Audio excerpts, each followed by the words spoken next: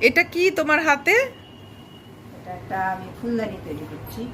ফুলদানি না, এই সব গাছপালা রাখার, একটু ঘরে রাখার জন্য একটা সসের বোতল দিয়ে হুম। শোপিস তৈরি করা। তো ওপরে এগুলো কি, এই মাল্টি কালারের? ও হচ্ছে চাল। হুম। চালটাকে ধর, খানিকটা চাল সবুজ, খানিকটা চাল লাল, হুম খানিকটা চাল সাদা, হুম নীল, হুম মাল্টি কালার দিয়ে ওই চালগুলোকে এরকম দিয়ে মাখিয়ে নিয়েছি। হুম। মানে আলাদা আলাদা দিয়ে কি চালগুলো বাটিতে বাটিতে নিয়ে মাখালে? বাটিতে মাখিয়ে নিয়ে হুম তারপরে সেগুলোকে শুকিয়ে নিলাম, হুম শুকিয়ে ঝরঝরে করে নিলাম।